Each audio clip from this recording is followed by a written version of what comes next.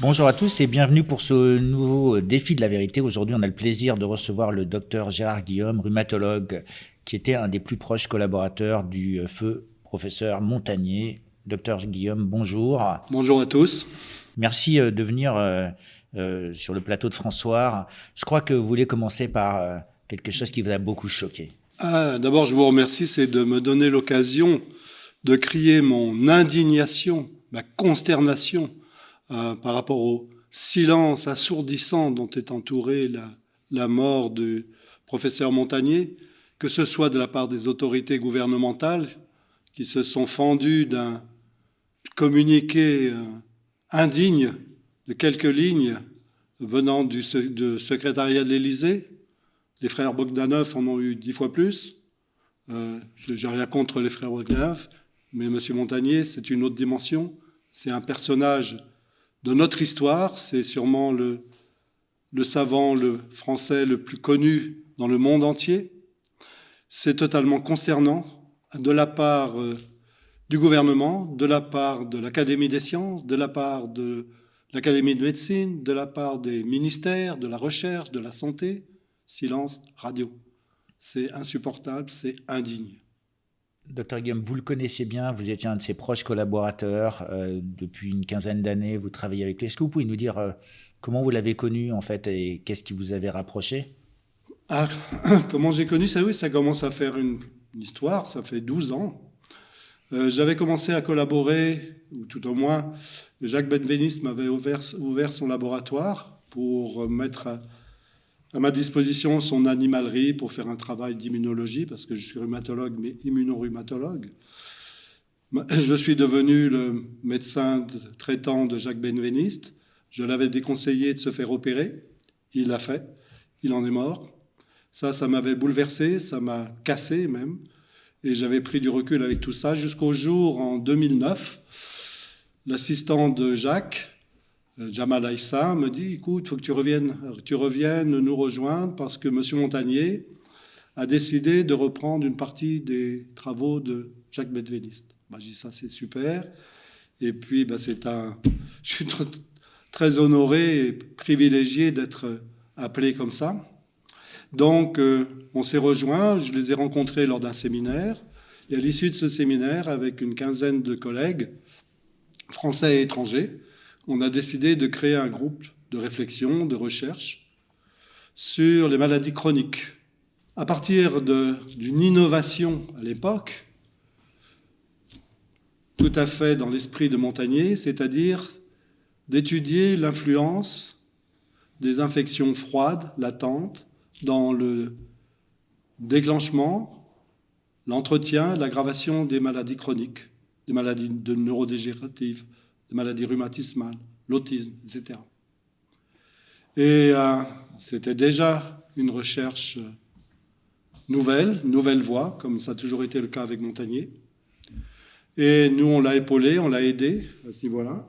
Et ce qui était intéressant, c'est qu'il a mis au point une technique innovante, une fois de plus, dans la détection de ces infections à partir de signaux électromagnétiques émis par les ADN de ces bestioles et qui nous permettaient de détecter et de proposer des approches thérapeutiques innovantes aussi, qui associaient dans des maladies neurodégénératives à la fois des antioxydants, à la fois des antibiotiques pour certains, et surtout aussi l'ambition de M. Montagnier, malheureusement il n'aura pas pu la mener à terme, c'est d'essayer de mettre au point des traitements par les ondes électromagnétiques pour se débarrasser de ce type de maladie sans avoir à recourir à des médicaments source d'effets secondaires, quoi. Donc, professeur Montagnier, un scientifique, un chercheur, avant-gardiste dans bien des domaines, ses travaux ont parfois été décriés par ses pairs. Est-ce qu'ils seront reconnus, d'après vous, à titre posthume? Ça, je pense que l'histoire finira par lui donner raison. Ça, c'est clair, c'est indiscutable. Je vais dire qu'il faut connaître le parcours de Montagnier, pas l'inventer. Il a été un des précurseurs pour travailler sur les virus ARN, sur les rétrovirus, sur les cancers déclenchés par des virus ARN. Et c'est comme ça qu'il a avancé, qu'il a découvert le virus du sida, qui lui a valu le prix Nobel qu'il a partagé avec Françoise Barré-Sinoussi. Mais par rapport au sida, il n'a pas fait que ça. Il a mis en évidence les mécanismes de l'immunodéficience, il a mis au point les techniques qui ont permis de faire le diagnostic par la détection des anticorps, le diagnostic du VIH, donc d'amener à détecter les malades avant qu'ils soient dans un état grave, de les soigner et plus tard de les guérir. Donc ça a été une avancée majeure, parce que je suis désolé, mais le sida, c'est autre chose que le Covid dans l'histoire de l'humanité. Et c'est M. Montagnier qui est à l'origine de tout ça. Il ne faut pas l'oublier. Je pense que là, les Français qui nous dirigent ont un peu la mémoire courte. Après, il a continué, son combat a toujours été son combat. C'est un combat pour la vérité scientifique, pour le bien-être de l'humanité. Et il avait conscience de mettre toute sa science, toute sa connaissance. C'était un esprit brillantissime. Quand j'ai pu lire dans la presse qu'on le traitait de sénile, mais c'est scandaleux, quoi. C'est scandaleux. C'est vrai qu'il était diminué physiquement par la maladie. Ça faisait des années qu'il traînait un petit peu. Bon, là, je ne trahis pas de secret professionnel parce que c'était du domaine public, des problèmes cardiaques, et puis il en a fini par disparaître. Bon, 89 ans, 90 ans, c'est normal. Mais voilà, c'est tout son engagement. Et son engagement majeur, c'est un esprit extraordinaire. C'est-à-dire, pour paraphraser Pissarro disait que heureux ceux qui voyaient la beauté là où les autres ne voyaient rien. Eh bien, lui, il voyait l'avenir, le futur, là où ses collègues ne voyaient rien.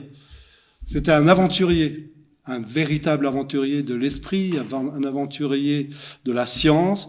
Il osait, je dis bien il osait, s'engager dans des chemins où personne n'imaginait même aller. Alors c'est vrai que quand on est aventurier, quand on s'engage, quand on part à l'aventure, comme ça, on peut s'égarer. Ça arrive, il s'est égaré de temps en temps, mais il avait un nord et il savait toujours revenir dans son axe, et à ce niveau-là, il avançait. Et c'est pas le propre de tous les aventuriers, mais en plus d'être un aventurier, c'était un découvreur. Et ça, c'est fondamental. Et je ne comprends pas encore aujourd'hui comment on ne peut pas honorer sur le plan national cet homme qui a été une chance pour la France, une chance pour l'humanité. Quand je vois les appels que l'on a de partout, du monde entier, qui ne comprennent pas pourquoi ce silence, c'est inadmissible, c'est intolérable, c'est consternant. Donc, loin d'être sénile, en mai 2020, il était allé sur le plateau de CNews pour dire que le SARS-CoV-2 contenait des inserts de HIV1, de HIV2 et d'autres rétrovirus du sida. L'histoire, pour vous, lui donnera raison, puisqu'aujourd'hui, quelque part, la thèse du virus fabriqué n'est plus complotiste. Il était devenu lanceur d'alerte au travers de tout cela, et vous trouvez donc injuste qu'on ne le traite pas à la hauteur de sa science, quelque part? Non seulement on ne le traite pas à la hauteur de sa science, mais on lui fait dire n'importe quoi. Ce que j'ai lu dans la presse ces derniers jours, là, ça m'a consterné une fois de plus, parce qu'on lui a fait dire des choses qu'il n'a jamais dites. Vous avez évoqué les inserts de VIH. Moi, j'ai lu dans les journaux français que M. Montagnier avait dit que le virus du sida, qui était un virus créé artificiellement, le virus, du Covid était un virus créé artificiellement, avait été créé à partir du virus du sida. Il n'a jamais dit ça, et encore moins écrit. La seule chose qu'il ait dit, c'est qu'avec son ami et collaborateur Jean-Claude Pérez, ils avaient mis en évidence dans le génome du SARS-CoV-2 des fragments de génome de VIH, 5 ou 6 d'ailleurs, sur un segment court du SARS-CoV-2, qu'il y avait 5 ou 6 fragments de VIH, qu'il a appelé d'ailleurs des éléments informatifs exogènes. Et ce qui lui a fait émettre l'hypothèse qu'éventuellement, les Chinois travaillaient sur la mise au point d'un vaccin contre le VIH. Je rappelle à tout le monde que ce vaccin, 25 ans après le début de la maladie, n'existe toujours pas. Il a fallu 6 mois pour mettre au point celui contre le Covid. On a vu aussi qu'il était venu sur ce plateau en tant que lanceur d'alerte pour parler des cas de maladie de Creutzfeldt-Jakob qu'il avait pu identifier en ayant parlé à des patients, en ayant parlé à des victimes. Et cette information, aujourd'hui, je crois qu'il y a une trentaine de cas qui ont été identifiés. Tout à fait. Vous pouvez en dire un petit peu plus sur ce travail ou... Oui, d'abord, je rappelle qu'il a été un des premiers, encore une fois, à s'indigner sur l'utilisation de l'hormone de croissance qui a induit le Creutzfeldt-Jakob, je ne me rappelle plus, c'était dans les années 80, 90, etc. Il a été le premier à dénoncer ça, dû au prion, à ces protéines mal repliquées qui agressent le système nerveux et qui conduit les patients à la mort. Et il a été alerté, parce que certains se souvenaient de ses travaux, il a été alerté justement de quelques cas de Creutzfeldt-Jakob survenus au décours de la vaccination. En rapport avec la vaccination, ça c'était trop tôt pour le dire, au décours ça sûrement, mais suffisamment tôt pour attirer l'attention. J'en profite pour dire, parce que je lis aussi dans la presse, que M. Montagnier était un anti-vax. C'était même le phare des anti-vax. Je peux vous assurer que Montagnier n'a jamais de sa vie été anti-vax. Il a toujours été pour la vaccination sans danger, pour une vaccination sécurisée, en particulier sans aluminium. Et en partant du principe que quand on vaccine, on s'adresse à des gens sains, qui ne sont pas malades, donc on n'a aucun droit de leur faire courir le moindre risque.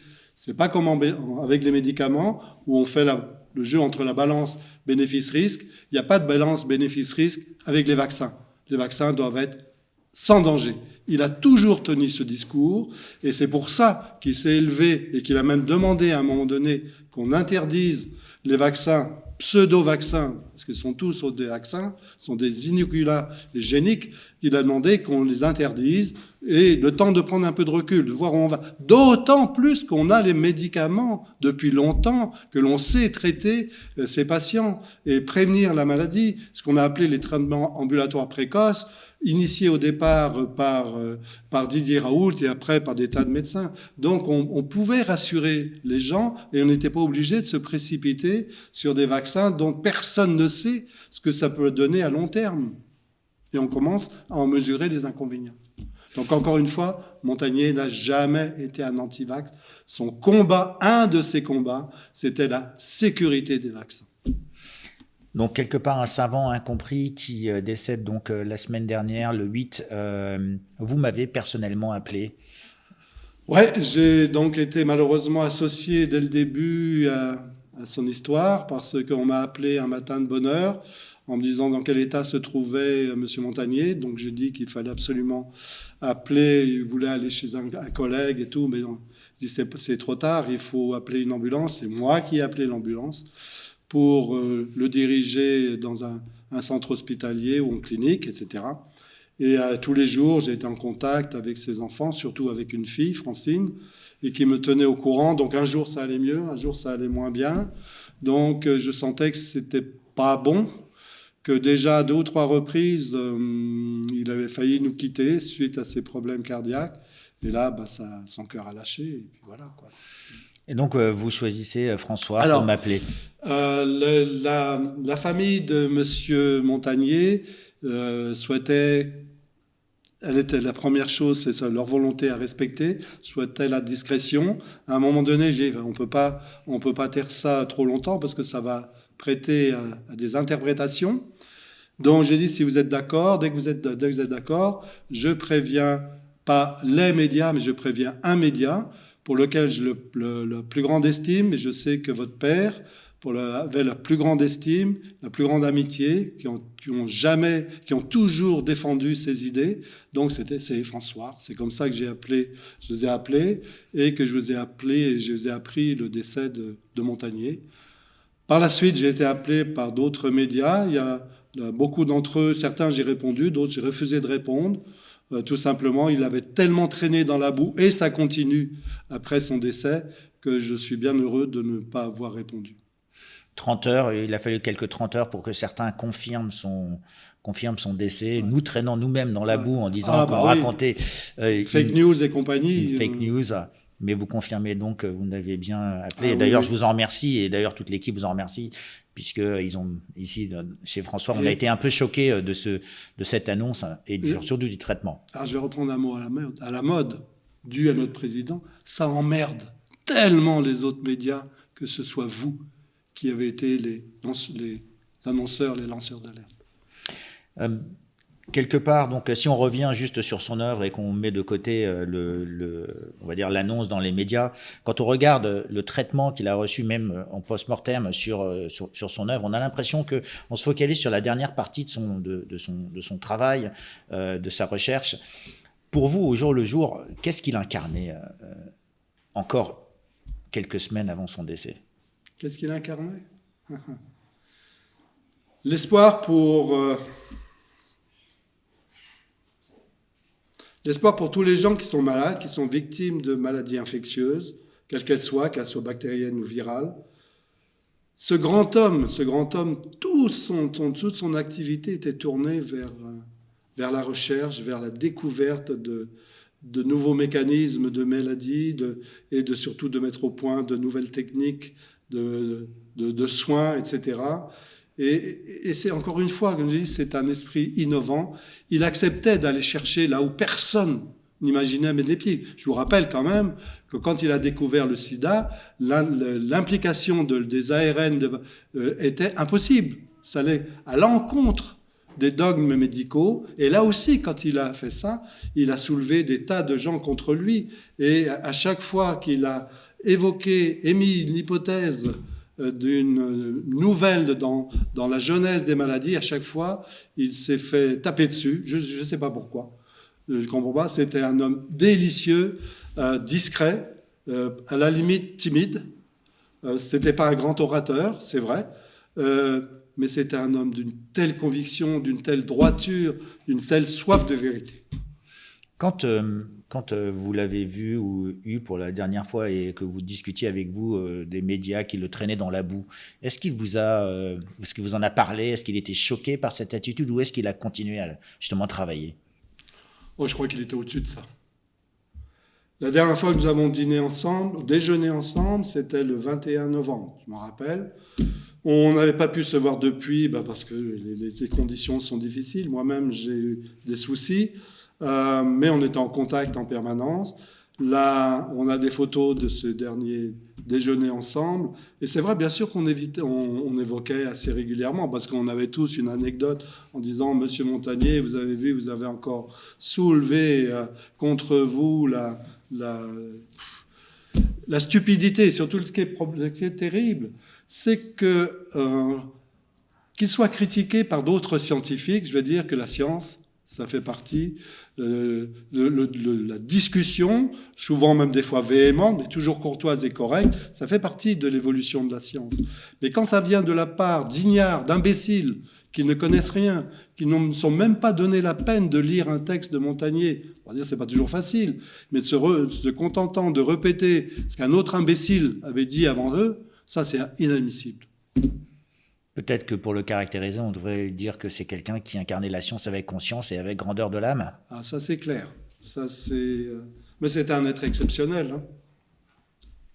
Écoutez, docteur Guillaume, merci beaucoup d'avoir pris le temps de venir pour ce défi de la vérité, pour essayer de rectifier un certain nombre de vérités suite donc à la disparition du professeur Montagnier. On a entendu votre coup de gueule avec émotion. On a entendu aussi le travail que vous aviez fait avec lui. Merci beaucoup.